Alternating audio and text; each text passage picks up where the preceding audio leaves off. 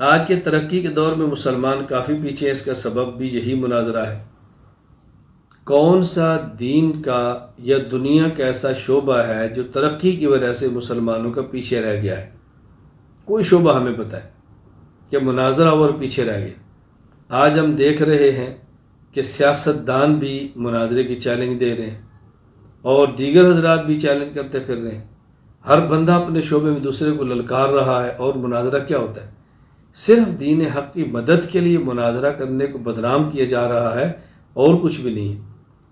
دین کے راستے میں ترقی، دین کی ترقی کے راستے میں رکاوٹ مناظرہ کیسے ہے؟ مجھے آپ بتائیں، دنیا کی ترقی کے راستے میں رکاوٹ مناظرہ کیسے ہے؟ یہ ساری باتیں مناظرہ نہ سمجھنے کی وجہ سے ہے۔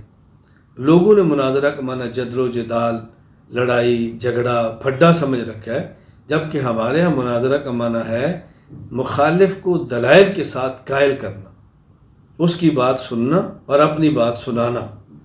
اس سے کون سی ترقی رک رہی ہے، کون سی رکاوٹ پیدا ہو رہی ہے؟